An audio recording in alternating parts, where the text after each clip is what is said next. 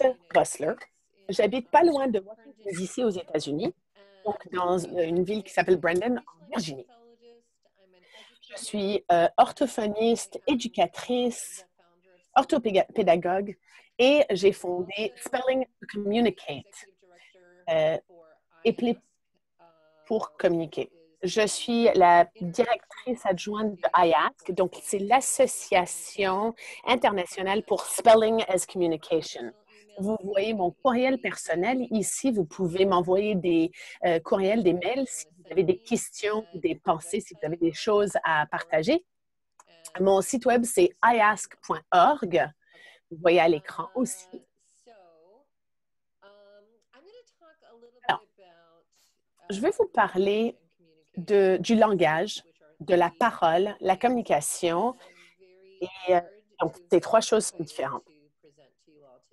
Je suis très heureuse de pouvoir faire cette présentation ce matin. Ah, je vais fermer la porte parce que j'entends mes chiens. Ils se sont réveillés. Désolée. C'est les avantages et les défis de travailler de chez soi. Bon, on a quelques collègues de travail supplémentaires. Parfois, ils sont canins. Bon, alors, j'aimerais que vous imaginez une situation où vous avez les mains attachées, peut-être devant ou derrière vous. Vous avez donc un papier collant sur la bouche.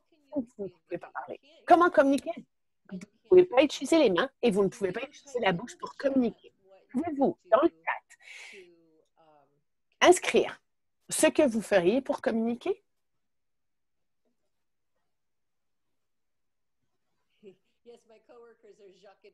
Oui, mais mes collègues sont Henri et Jacques. J'ai des petits chiens français. Alors, comment communiquer? Si on a la bouche couverte et les mains attachées. Vous pouvez ajouter le... Ah oui, d'accord. Donc, le mouvement oculaire, oui. D'accord, très bien. Merci, Rémi. J'utiliserai mes yeux, mes coudes. Je toucherai des choses avec mon corps, oui, absolument. L'utilisation de l'alphabet. Et Sarah? Les yeux, la tête, les doigts. Oui, mais disons que, bon, vous ne pouvez pas utiliser les doigts, mais oui, d'accord. Donc, il n'y a pas grand-chose à faire. Hein?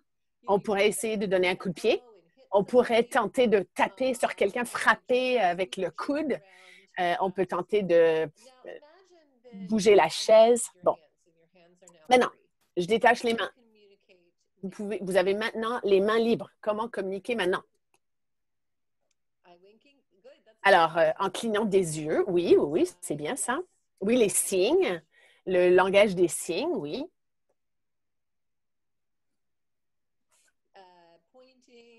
Pointer du doigt, oui, oui, oui. Pointer du doigt, c'est important. Hein? Les tout petits font ça tout le temps. Ils pointent du doigt. Toucher les choses, oui, oui. Faire des mimes, faire tout le corps. Ah, des câlins. Ah oui, ça me manque les câlins en ce moment. Enfin, c'est la première fois que je vois cette réponse. J'aime les câlins. Et dactylographier? Dactylographier? Texter? Texter, des pouces magiques? Ça fonctionne très bien pour les gens qui ont moins de 30 ans, n'est-ce pas? Un peu moins bien pour les gens qui ont plus que 30 ans. Oui, on peut écrire à la main, tout à fait. Sourire, toujours une bonne chose. Bon. Maintenant, j'enlève le papier collant sur la bouche. Comment communiquer maintenant?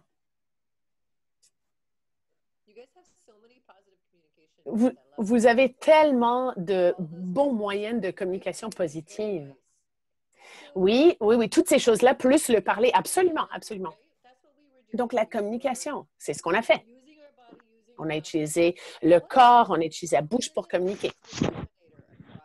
C'était quoi le dénominateur commun? Toutes ces choses-là avaient quoi en commun?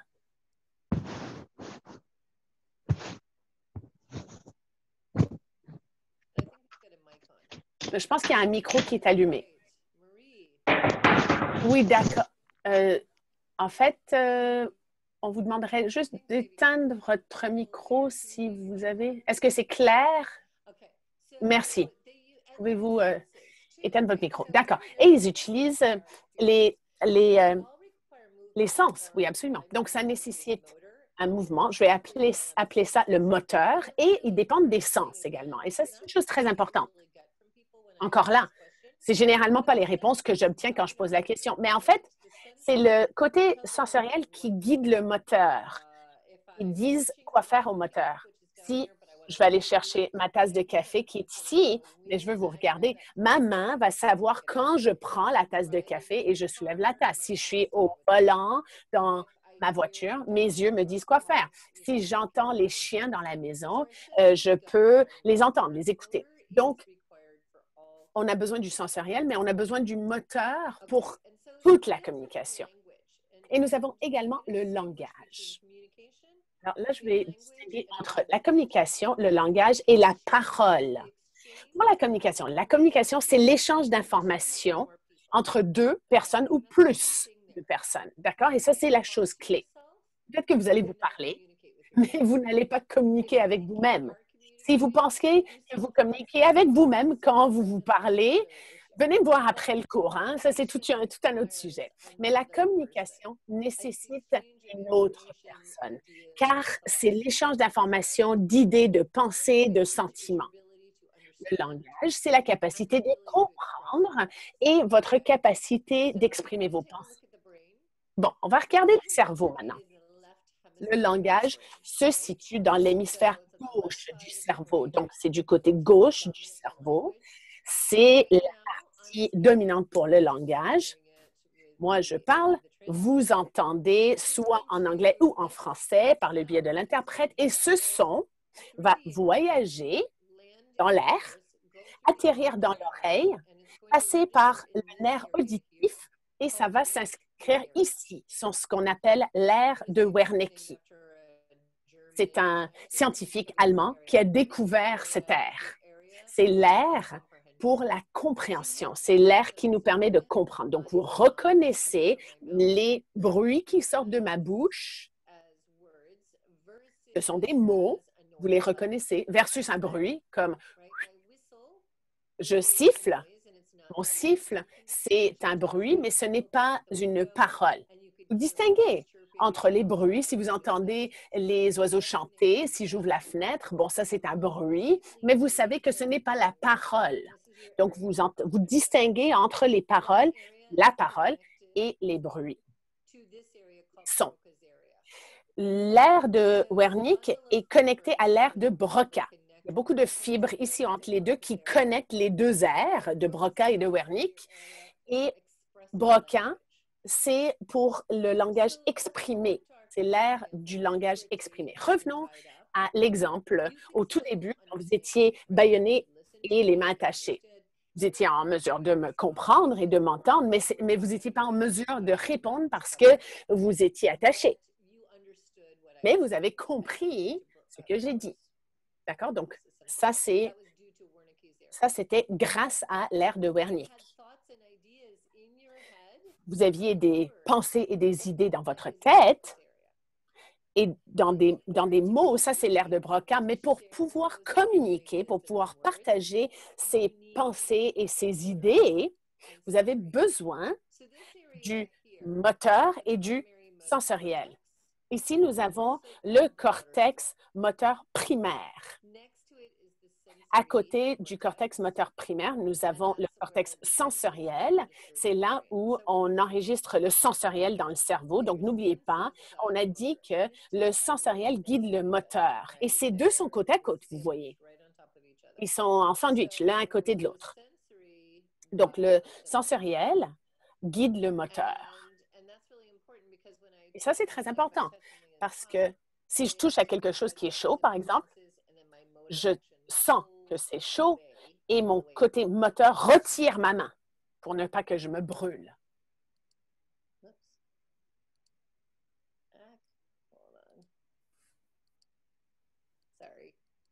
Désolée. Bon, voilà. Juste à côté du cortex moteur, on a le cortex moteur supplémentaire. Ce secteur-là est responsable du mouvement à volition, exprès volontaire, l'intentionnel, le volontaire, le mouvement volontaire. Donc, si je prenais ce stylo et si je lançais ce stylo vers votre visage, donc vous allez voir le stylo arriver et vous allez avoir une réaction.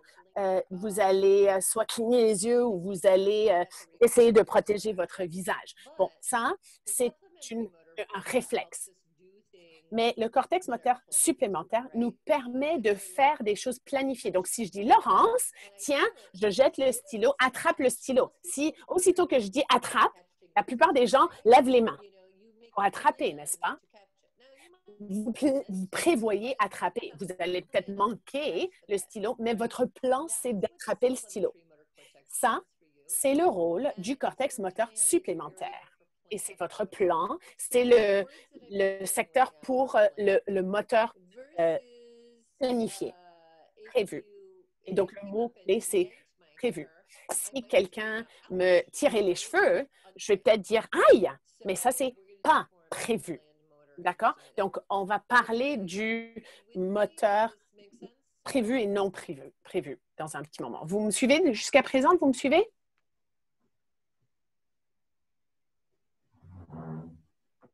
Tout va bien?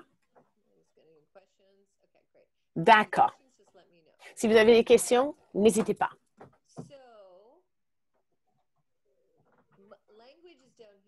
Alors, le langage est ici, donc dans l'aire de Wernicke et l'aire de Broca. La parole, donc la production physique de son, c'est ici.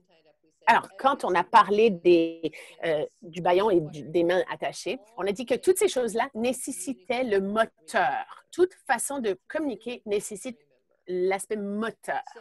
Et c'est très important de ne pas oublier ce phénomène-là. Et le sensoriel guide le moteur. Mais voici les choses importantes. On n'est pas nécessairement tous d'accord dans le monde de l'autisme. Tout le monde a des idées différentes. Tout le monde est très investi dans leurs idées. Mais une des choses sur laquelle on est d'accord, c'est que le sensoriel, c'est difficile.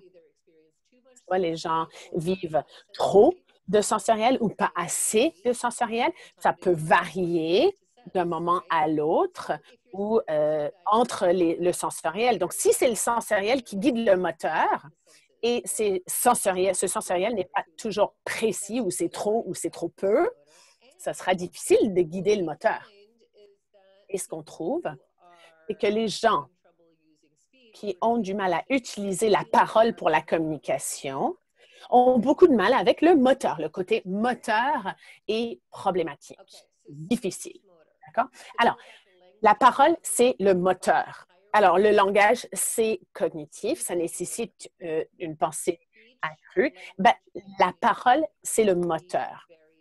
Et donc, la parole, le langage et la communication, c'est trois choses différentes. C'est important de ne pas oublier ça. Le langage est dans un secteur du cerveau et la parole, donc le langage est ici, d'accord? Et c'est motriciel à 100%, moteur à 100%. Oh, il y a un téléphone ou quelque chose qui sonne. Voilà, désolé. Mais la parole est ici. Deux secteurs différents du cerveau, deux fonctions différentes.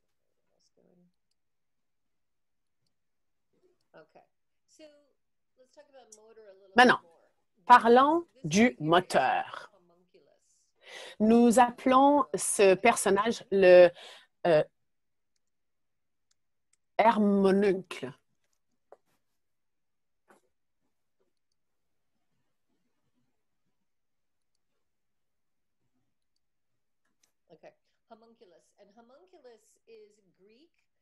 Alors, c'est le mot grec pour dire le petit homme, homoncule.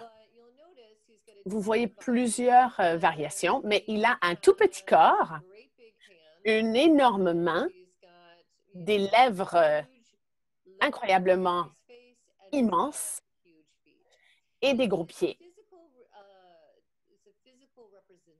Alors, c'est une représentation physique du moteur. Alors, je vous ai parlé de cet aspect moteur. Tout ce qui est en rose, ça fait partie de la parole. Donc, la mastication, la salivation, la gorge, la langue, la mâchoire. Ensuite, on passe aux lèvres. Les lèvres, c'est immense. C'est une grande partie dévouée aux lèvres. Et même si vous voyez comment mes lèvres bougent beaucoup et de façon très particulière lorsque je prononce des mots. Le mouvement du visage, en fait, le visage porte beaucoup sur la parole et communique l'émotion de la parole. C'est le côté affectif. C'est la pertinence qu'on voit sur le visage. Ici, c'est les doigts. Donc, le pouce, l'index, le majeur, l'annulaire, l'auriculaire et les petits doigts de pied. Et quand on a dit, bon, ben, on est bâillonné, on a les mains attachées, enfin, on utilise quand même les doigts pour taper, pour texter, pour le langage des signes, pour pointer du doigt. Enfin, on a besoin de contrôler les doigts parce qu'on utilise les doigts souvent. Et ensuite, en brun, le brun, c'est tout le reste. 75% à peu près de cette tracée moteur est dévouée au mouvement des articulateurs. Donc, tout ce qui bouge lorsqu'on parle et les doigts. Les doigts sont utilisés fortement dans la communication. Le 25% restant, c'est tout le reste. D'accord? Dans cette image du homoncule. Bon, pour moi, c'est plutôt impressionnant. Vous voyez l'espace dévoué au mouvement des articulateurs et des doigts. Pourquoi? Parce que ce mouvement doit être beaucoup plus précis. Les mouvements pour la parole sont rapides, précis, séquencés, ordonnés de façon bien précise pour pouvoir bien prononcer les sons. Et si on prononce mal un son, ou si on dit des mots, des sons qui ne sont pas dans le bon ordre, par exemple, si je dis mal un son, par exemple, vous n'allez pas comprendre, vous n'allez pas me comprendre. Il y a une petite différence entre le mot roue et rue. Enfin, elle a donné un exemple en anglais, l'interprète a donné un exemple en français, mais roue et rue, par exemple. Il y a une différence minime. En anglais, on pourrait dire pig et big. Donc, pig, cochon, big, grand. La seule différence, c'est que pour big, c'est B. Avec P, je n'ai pas la vibration. Ah oui, bon et pont, c'est très bien. Ah, ça, c'est un autre exemple. Très bien. Bon et pont, absolument. La seule différence, c'est le B et le P. Si vous levez la main et vous mettez la main sur la gorge et vous dites bon, vous allez sentir la vibration dans la gorge. Bon. Maintenant, dites pont, pont. Vous ne sentez pas la vibration. C'est la seule différence, mais c'est une différence essentielle parce qu'il y a deux définitions et c'est juste une question de vibration dans les cordes vocales. Donc, c'est très précis. Alors, ça nécessite beaucoup de contrôle moteur. Bon, voilà les régions impliquées dans la parole, le sensoriel. Et donc, si je dis par exemple un mot, et si je prononce mal un mot, je l'entends dans ma tête et je peux corriger ma prononciation. Mon audition peut guider la précision de ma parole. Le cortex moteur primaire qui déplace les articulaires pour la parole et le cortex moteur supplémentaire me permet de le faire sur demande, donc instantanément.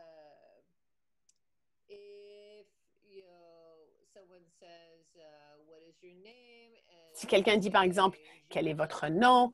Je dis, je m'appelle Elisabeth. J'entends la question. Mon côté sensoriel comprend. Grâce à l'aire de Wernicke, je formule une réponse dans Broca et j'utilise le moteur pour exécuter le mot, la phrase ou le paragraphe. Est-ce que c'est logique tout ça? Vous me suivez? Est-ce qu'il y a des questions avant que j'avance plus loin?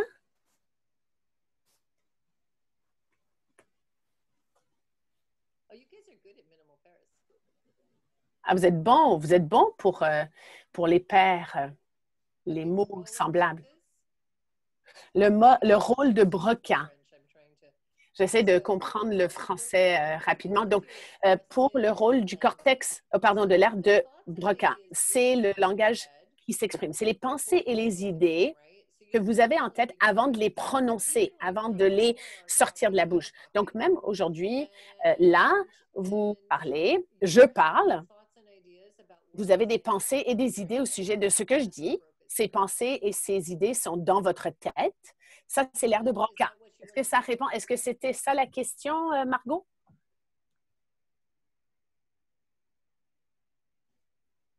Ça va, Margot? Elle a répondu à la question? D'accord, très bien. Très bien. Bon, je vais vous montrer une vidéo. Alors, c'est une vidéo en allemand pour rendre les choses encore plus confuses. J'aimerais que vous écoutiez cette vidéo. Je vais dire deux, trois choses. Est-ce que vous voyez ma souris quand je déplace la souris? D'accord. Alors, je vais pointer certaines choses dans cette vidéo et je vais ajouter quelques mots. Mais regardez cette vidéo, écoutez cette vidéo parce que vous allez voir à quel point la parole est complexe et le mouvement moteur.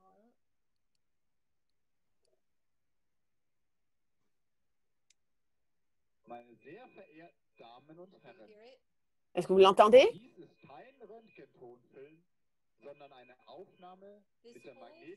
C'est en allemand.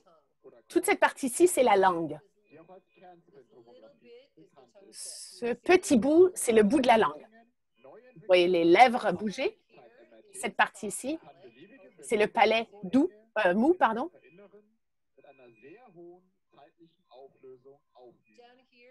Ici, c'est le larynx. Vous voyez comment ça bouge?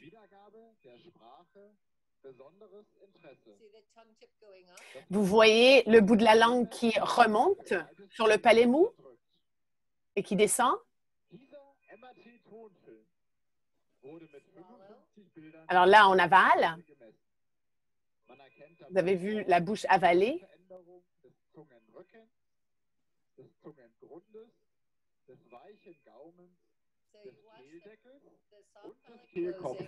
Vous voyez le palais mou qui ferme, la langue qui va à gauche et à droite, enfin plutôt vers l'avant et vers l'arrière. On avale. Voici les voyelles qu'il prononce.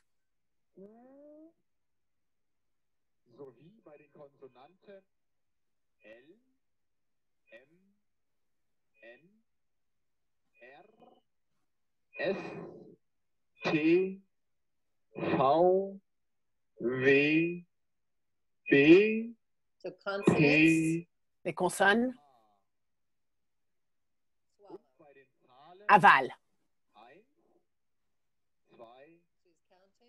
Il compte. 1, 2, 3. Oh, zut. Bon, ça disparaît un peu à la fin. Mais pour moi, c'est incroyable. C'est incroyable de voir tout ça. Quand on voit le mouvement, on apprécie à quel point la parole est complexe.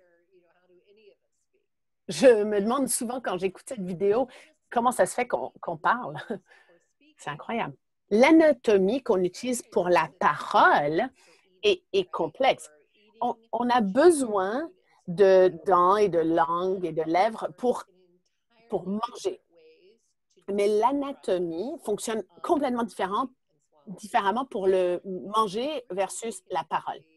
Et même si ce n'est pas très poli, on peut manger et parler en même temps. Donc, ces structures sont en mesure de faire deux choses contraires en même temps. C'est plutôt impressionnant. Le côté moteur est très complexe et c'est impressionnant à quel point c'est complexe.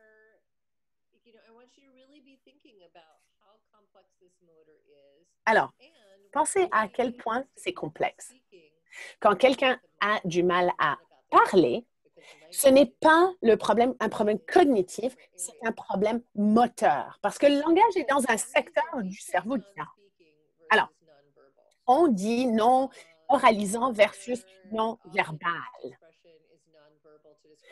Souvent, on a parlé de non-verbal pour décrire quelqu'un qui ne peut pas utiliser la parole comme moyen principal de la communication. Je ne dis pas non-verbal, ceci dit, on dit non-oralisant. Non-verbal provient du latin, donc veut dire sans mots. Mais le mot, c'est le langage. Alors, c'est bien plus approprié de dire non-oralisant. C'est un terme mère, si on veut, pour inclure les gens qui ont quelques mots, quelques phrases, ou des gens qui parlent tout le temps, mais ils ne peuvent pas utiliser leurs paroles pour communiquer de façon cohérente. Bon, alors j'ai un gars qui vient me voir, il dit toujours « Bonjour Elisabeth, contente de te voir ». Puis là, il va commencer à se répéter. Est-ce qu'on va voir grand-maman aujourd'hui? Est-ce qu'on va voir grand-maman aujourd'hui? Est-ce qu'on va voir grand-maman aujourd'hui? Non, non, non. C'est là pour venir me voir. Puis ensuite, il revient toujours à ces mêmes questions. Peut-être qu'il utilise des scripts, mais parfois, c'est très fidèle, il est très fiable. Il dit, veux-tu aller voir un film avec moi? Ben oui, donc on est allé voir un film. Donc parfois, c'est très cohérent.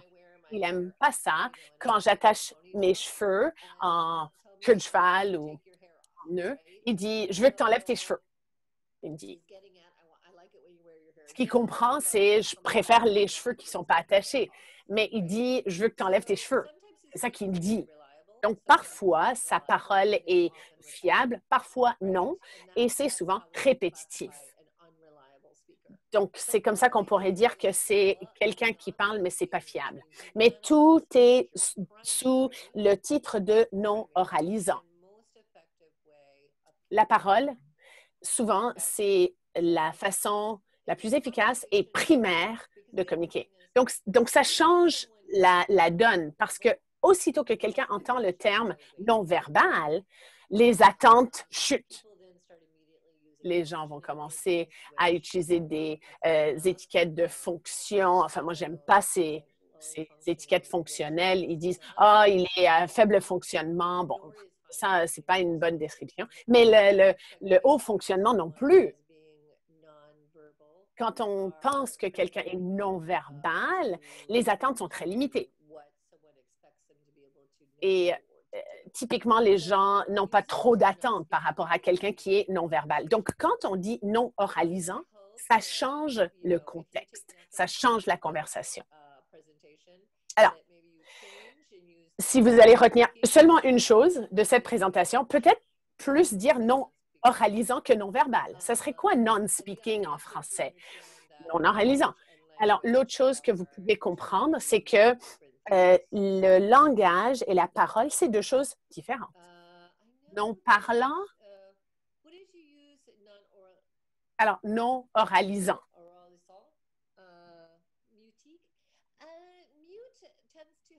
Mutique. Mutique, c'est une connotation différente. Ça suggère le silence. Beaucoup de nos gens disent « Ah, je suis pris dans le silence ». Pour les gens qui sont silencieux, soi-disant, ils sont très bruyants. Donc, ils utilisent le silence ou le terme silencieux. Ah, OK, d'accord. Mutique ne veut pas dire muet. D'accord, très bien. Alors, non-parlant, je pense que c'est logique. Non-parlant. Mais ça change la conversation. Mais l'autre chose, c'est que les gens vont dire « Ah, qu'est-ce que ça veut dire? » Et j'adore cette question. Quand je dis non-speaking ou non-parlant ou non-oralisant, souvent la réaction, c'est « Ah, qu'est-ce que ça veut dire? » Donc, ça me donne la possibilité d'éduquer quelqu'un. Ça me donne la possibilité de pouvoir commencer à parler de ce que ça veut dire. Avez-vous des questions jusqu'à présent? Pensées, commentaires?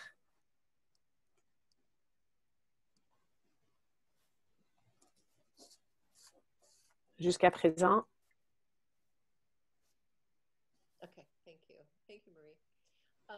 Merci, Marie. L'apraxie.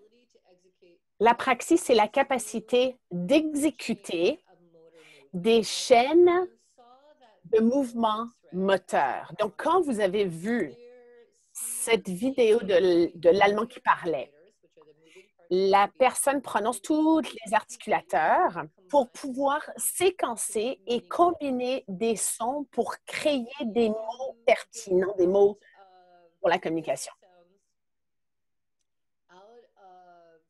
Si on met ces sons dans une autre séquence, on mélange la séquence, ça ne sera pas le même mot. Donc, en anglais, par exemple, ici, c'est cup. Cup. Si je dis a pick, par exemple, ou puck, plutôt que cup, vous n'allez pas comprendre ce que je veux dire. Alors, pour que le son représente ce qu'on veut dire, les sons doivent être dans le bon ordre. Et la praxis comprend également la capacité de se corriger. Donc, si je dis par exemple un mot, mais je le dis mal et je m'entends, ou bien vous le répétez de la bonne façon, je peux me corriger. Donc, si je dis le menton, c'est chin, et vous dites non, c'est chin, je peux pratiquer votre modèle, je peux changer mon pattern d'articulation. Et ça nécessite la praxis. Mais l'imitation sur demande. Donc, par exemple, si vous étiez pour me donner la bonne correction, la bonne prononciation, et je vous écoute et j'essaie de prononcer comme vous l'avez fait, donc je vous imite, j'imite votre prononciation, j'imite votre côté moteur. Et pour quelqu'un qui a de la difficulté avec le cortex moteur, ils ne peuvent pas nécessairement facilement. Donc, ça, c'est la praxis. Quand il y a une difficulté, dans le contexte de la praxis, on appelle ça l'apraxie. Ou parfois, on appelle ça la dyspraxie. Parfois, c'est l'apraxie de la parole. Est-ce que ces deux mots sont synonymes en français aussi? La dyspraxie et l'apraxie de la parole, ou est-ce qu'il y a un autre mot en français? C'est la dyspraxie et l'apraxie ou? C'est pareil. D'accord. Très bien.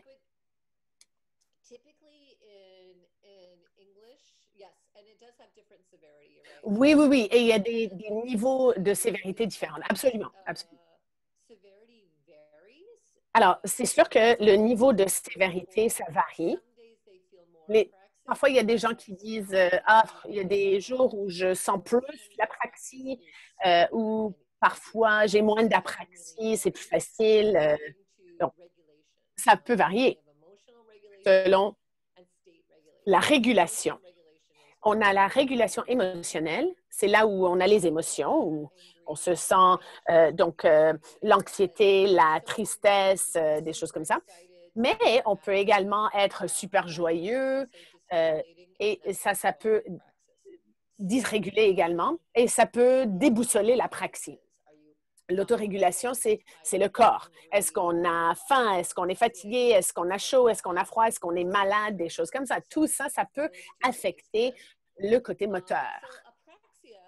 Donc, l'apraxie, la dyspraxie, fait référence à une difficulté du côté planification moteur. Ce n'est pas une faiblesse anatomique.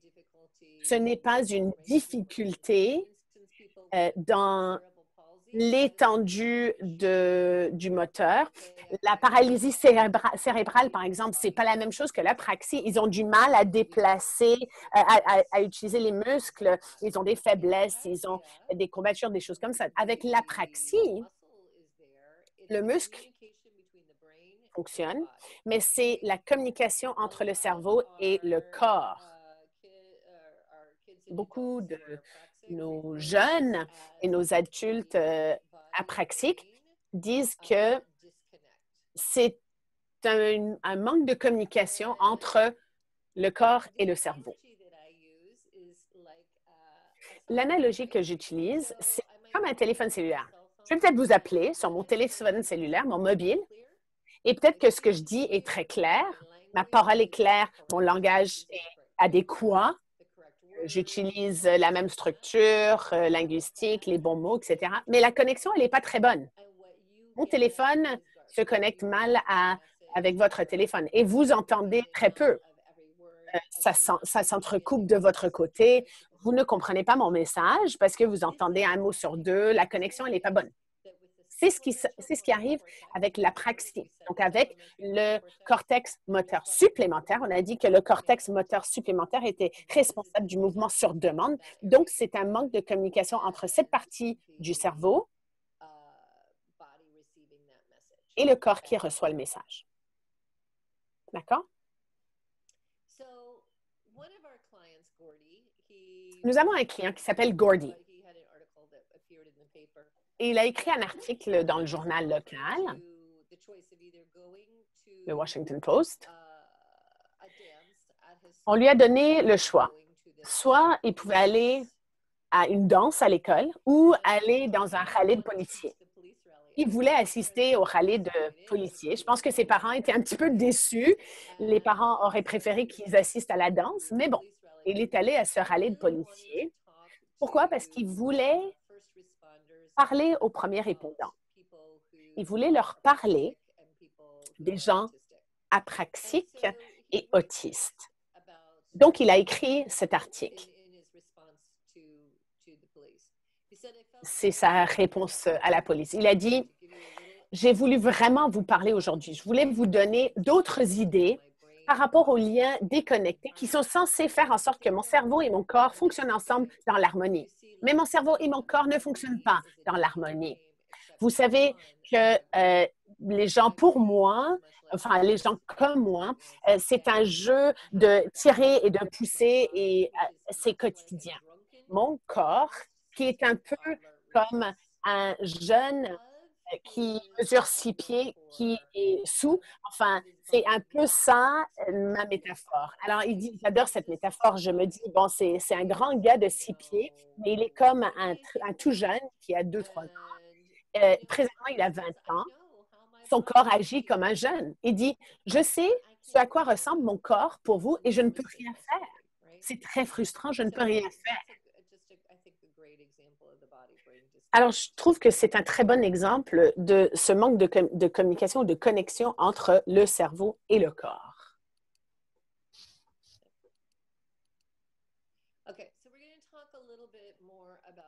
Maintenant, nous allons parler un peu plus de ce côté moteur. Est-ce que vous me suivez toujours? Ça va bien?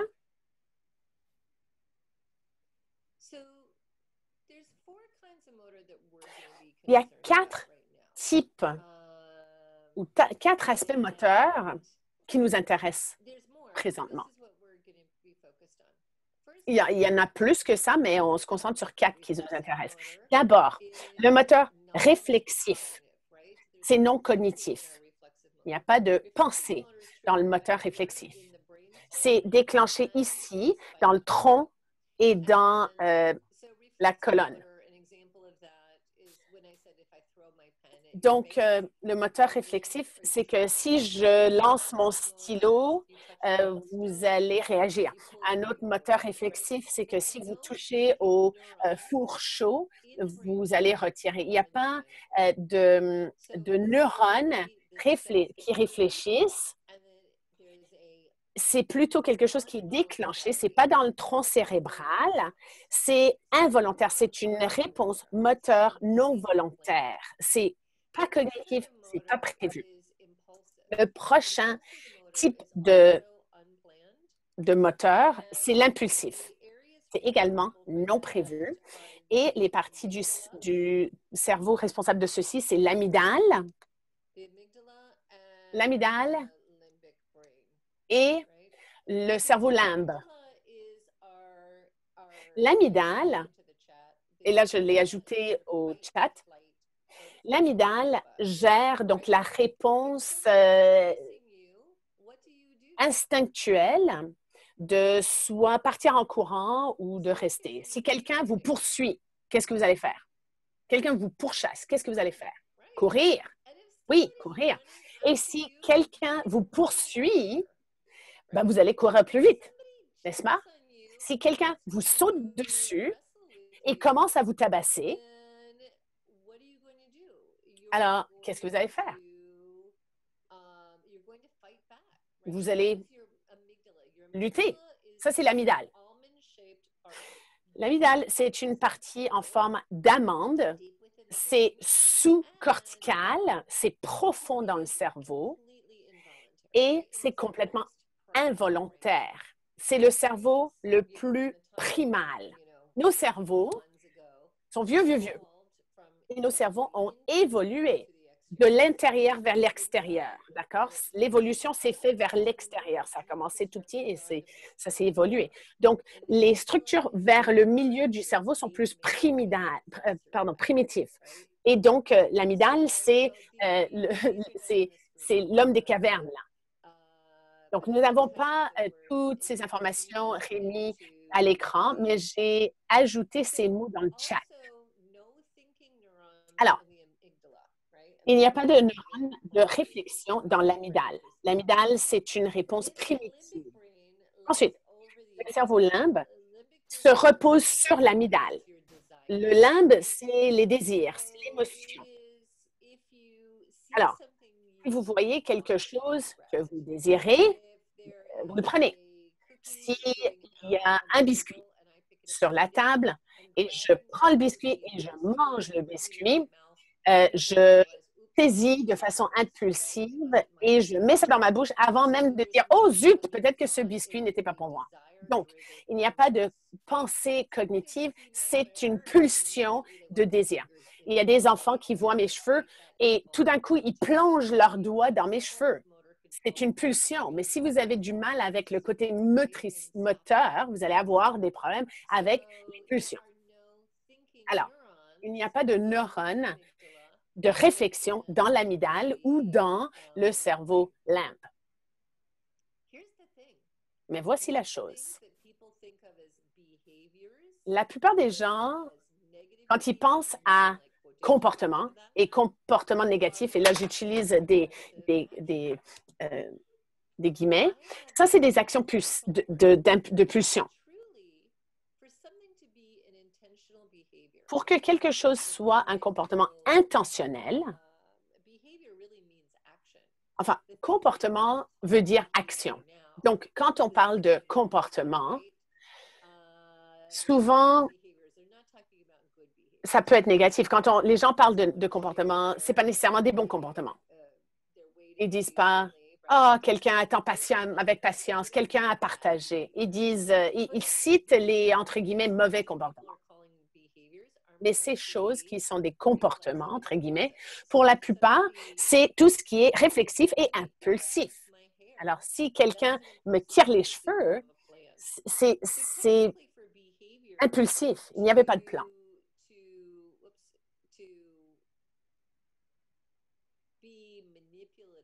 Alors, pour qu'un comportement manipule ou soit intentionnel, ça nécessite une planification.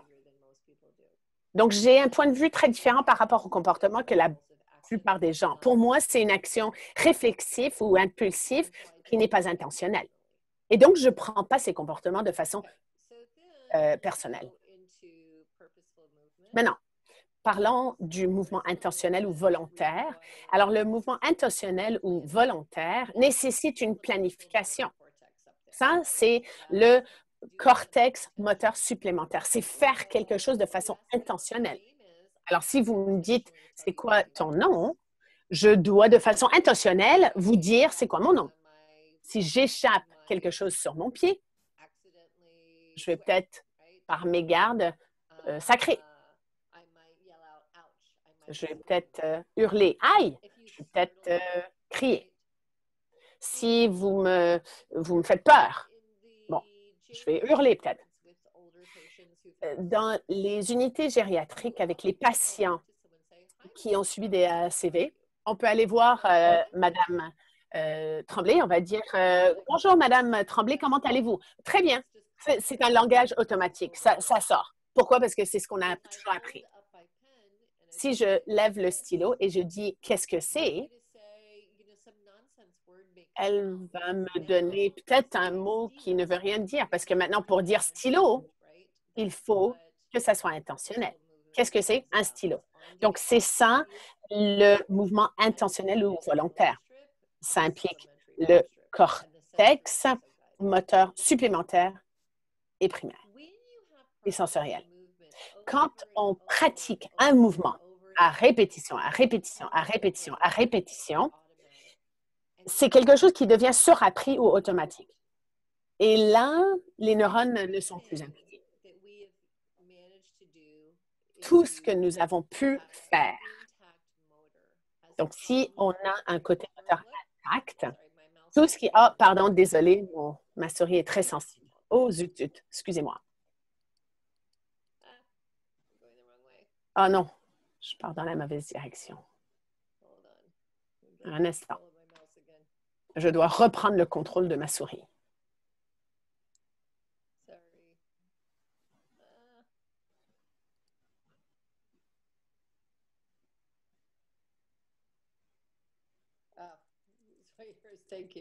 Ah, bon, d'accord. Très bien. Alors. Oups. Bon, voilà, d'accord. Très bien. Alors, ma souris, elle est très sensible et merci Marie, il a fallu que je réajuste. Bon, alors les actions sur-apprenties, c'est des choses que nous avons pratiquées à répétition. Alors, pour tous les gens qui peuvent rouler à vélo, au début, ce n'était pas une compétence automatique. Il a fallu pratiquer. Vous êtes probablement tombé de votre vélo à plusieurs reprises avant d'apprendre à rouler à vélo. Mais là, si ça fait longtemps que vous roulez à vélo, c'est tout à fait automatique. Vous embarquez sur votre vélo et vous partez, c'est bon. Et vous ne pouvez pas, c'est possible de ne pas rouler à vélo pendant 5 ans. Vous allez retrouver un vélo 5 ans plus tard et vous allez pouvoir toujours savoir comment rouler à vélo. Même chose pour l'écriture. On a formé des lettres, on sait comment écrire. Si vous prenez des notes présentement et vous écrivez, c'est automatique. Vous n'êtes pas en train de réfléchir au mouvement de la main. Vous ne pensez même plus, pour la plupart, à l'orthographe non plus. C'est automatique. Alors, quelque chose qui était au début donc intentionnel et volontaire, si vous le faites à répétition, à répétition, à répétition, ça devient surapprenti parce que ça devient un pattern myéliné. Est-ce que c'est logique, ça? Alors, moi, mon travail, c'est d'enseigner le moteur intentionnel. Alors, juste parce que quelqu'un parle, ça ne veut pas dire qu'ils n'ont pas un langage. Ce que je fais avec mes clients, c'est que j'enseigne le côté moteur, on pratique à répétition pour que ça devienne automatique. Et quand on fait quelque chose à répétition, le neurone moteur a un axon, AXON.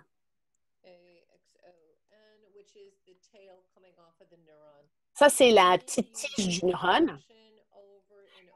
Que vous soyez ou que vous fassiez cette action à répétition, ça devient myéliné. Ce qui veut dire qu'il y a une paroi lipide qui recouvre une fois qu'un neurone moteur devient myéliné. Ce n'est pas démyéliné, à moins d'avoir une maladie comme la sclérose en plaques ou, il y a plusieurs maladies de démyélination où les gens perdent les compétences moteurs parce qu'ils perdent ce paroi. Alors moi, je travaille dans la myélinisation et on pratique quelque chose à répétition pour que ça deviennent intentionnels et surapprenti. Alors, pourquoi est-ce qu'on pense que les gens qui n'ont pas, les non-parlants ne sont pas intelligents, les non-oralisants, les non-parlants ne sont pas intelligents? Pourquoi est-ce qu'on pense ça? Pourquoi est-ce qu'on pense qu'ils ont une déficience intellectuelle? Bon, c'est à cause des tests. Les éducateurs, les orthophonistes, les orthopédagogues, les médecins, les neurologues, les psychologues, on adore faire des tests. On adore tester les gens. Mais qu'est-ce que les tests mesurent, en fait? Les tests mesurent le côté moteur. Tout test de test nécessite une réponse moteur. Touchez ceci, donnez-moi ça. Avant de toucher à ça, touchez à ça. Posez la balle dans la tasse. Ouvrez la porte. Touchez la tête. Toutes ces choses-là nécessitent tout ça. Ou vous pouvez parler de la réponse, vous pouvez dire la réponse. Quelle est la couleur du ciel? Donc, vous devez utiliser la parole ou vos compétences moteurs pour pouvoir répondre. En 2006, il y a eu une étude, un essai clinique qui disait que lorsque les mesures appropriées d'intelligence sont utilisées et lorsqu'on tient compte de l'autisme, il y a une diminution dans le taux de déficience intellectuelle. Mais ils utilisent quand même les mêmes tests. En 2010, donc, quand on a étudié des jeunes avec une paralysie cérébrale sévère, on a dit que cette communication pouvait augmenter la communication au quotidien, mais les tests pour les limites sévères, on disait qu'il n'y avait pas de tests pour ces jeunes-là. Ce n'est pas juste pour la paralysie cérébrale, c'est pour les gens qui n'ont pas de bon contrôle moteur. En 2015, il y a eu un essai clinique, une étude qui gagne, selon moi, le prix du plus con. On le sait, mais l'étude en 2015, l'essai clinique a déterminé que le non-verbal ou le verbal minimum, on dit que peut-être que ces enfants-là, sont sous-estimés. Peut-être, c'est sûr qu'ils sont sous-estimés, qu'on sous-estime les compétences de ces gens-là, mais il n'y a pas de test suffisant pour mesurer le langage, le côté académique ou l'intelligence, tout ce qui ne nécessite pas le côté moteur. Alors, il y a une croyance persistante que les gens qui ont l'apraxie, on persiste à penser qu'ils manquent d'intelligence. Quand on donne un test moteur à quelqu'un qui a un problème moteur, c'est comme donner à Stevie Wonder, le chanteur qui est aveugle, c'est comme lui donner un test pour la vue. Est-ce qu'on ferait ça? Non. Il faut faire des tests adéquats pour des gens pour mesurer les bonnes choses, tout le temps. Est-ce que vous me suivez? Tout va bien?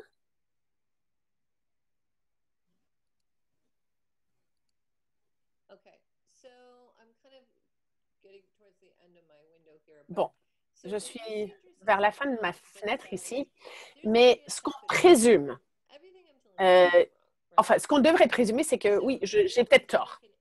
Tout ce qu'on peut présumer, on peut avoir tort. Donc, si on veut faire une erreur, ou si on va faire une erreur, est-ce qu'on veut faire l'erreur que, bon, cet enfant vient nous voir avec des tests qui disent qu'ils sont non-parlants, ils ne peuvent pas apprendre, l'intelligence est très faible, et donc je ne vais pas enseigner quoi que ce soit à cet enfant-là. Bon, cet enfant ne peut pas apprendre. Pourquoi enseigner?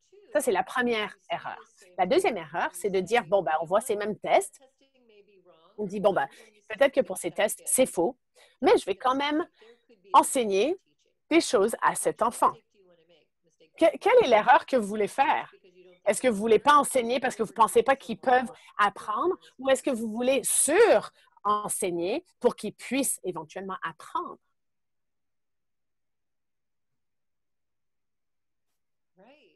C'est ça, numéro 2, absolument. Moi, je préfère enseigner à chaque fois et sur-enseigner à chaque fois. Si à ma mort, sur mon tombeau, c'est marqué « Élisabeth a trop enseigné », bon, pas de problème, préfère.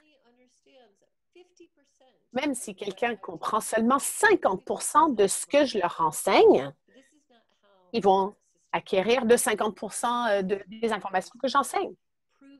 Mais nos systèmes ne sont pas basés là-dessus. Nos systèmes sont basés sur une espèce de prouver prouver ce qu'on peut apprendre. Je vais vous donner des copies de ma présentation PowerPoint parce qu'il faut que j'avance rapidement là. Mais donc, l'autre chose reliée à tout ça, c'est la compétence présumée. C'est quoi la compétence présumée?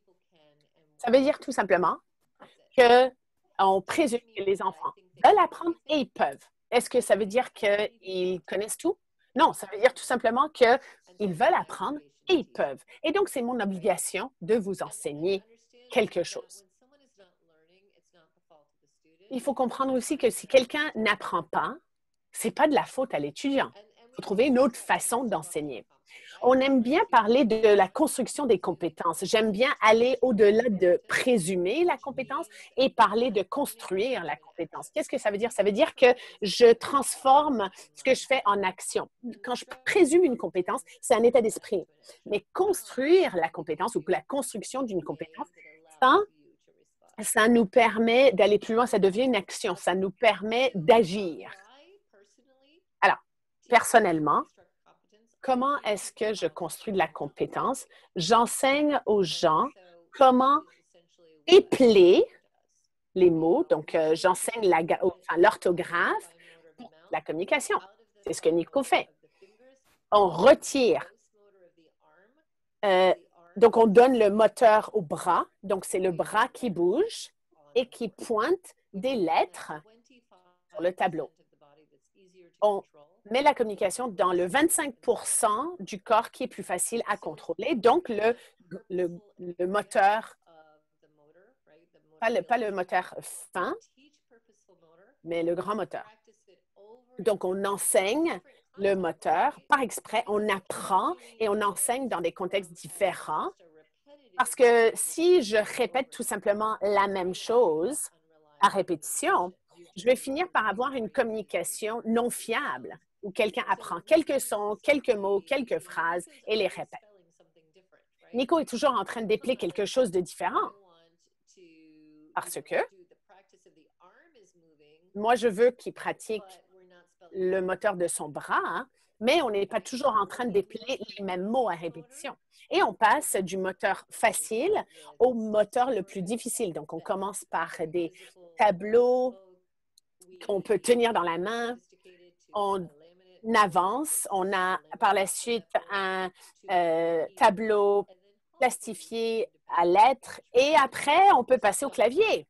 Et dactylographier, les compétences de dactylographier de façon individuelle ou indépendante. Une fois que ce moteur est plus précis, ces compétences moteurs sont plus précises, on peut savoir que lorsque l'étudiant pointe une lettre, on sait que l'étudiant veut pointer cette lettre-là. Alors, j'ai toujours plus de diapos que nécessaire parce que je veux toujours fournir de l'information, mais du coup, on peut parler de deux mots. L'autonomie versus indépendance. Alors, Evelyne a posé une question, ou Edelyne, pardon, a posé une question. Est-ce qu'on va toujours avoir besoin d'un partenaire de communication? Bon, il y a beaucoup de gens qui développent des compétences de dactylographie indépendantes. Mais certains, et je vois ça chez les jeunes adultes, ils attendent toute leur vie pour communiquer. Et ensuite, ils se concentrent sur la vitesse plutôt que sur l'indépendance. Et donc, l'autonomie, c'est la liberté de dire ce qu'on veut. Peut-être que ce n'est pas indépendant, vous allez peut-être avoir besoin d'un partenaire de communication, mais au moins, vous êtes autonome. Et donc, je mets plus de valeur sur l'autonomie que sur l'indépendance. Je sais qu'il y a beaucoup de la société qui attribue une valeur plus à l'indépendance qu'à l'autonomie. Mais avec un partenaire de communication, Nico tient son propre agence. Il peut faire ce qu'il veut. Il est pleinement autonome. Bon, de façon indépendante, est-ce qu'il pourrait faire ça sans partenaire de communication? Pas nécessairement. Alors, c'est une petite différence. Et c'est quelque chose à garder en tête là-dessus aussi. Oui, et l'interdépendance aussi. Oui, et on est tous interdépendants. Là, on est entouré de la COVID-19. Alors, on voit clairement à quel point on est tous interdépendants à cause de ce virus. Alors, je vais vous laisser avec quelques citations. Voici un de nos gars qui dit « Je peux avoir une pensée autonome totale et presque autonome au niveau du genre. Ici, c'est marqué « Mon indépendance est un grand objectif ». Ceci dit, j'ai besoin de communiquer maintenant. C'est seulement avec un partenaire de communication que c'est possible. Si on ne me donne pas cet appui, on me remet dans le silence. Et elle dit, je peux m'exprimer de façon autonome avec mon partenaire de communication. L'indépendance est souvent l'effet de pratiques cohérentes qui vient sur une période de temps. Oh.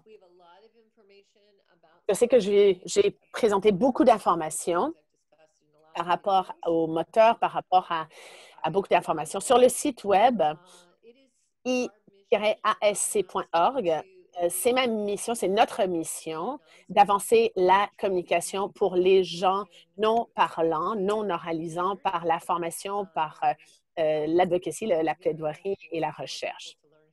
Je veux que plus de gens fassent ceci, comprennent ceci, pour que plus de gens puissent écrire, pour communiquer. Donc, je serais heureuse de prendre des questions, Laurence.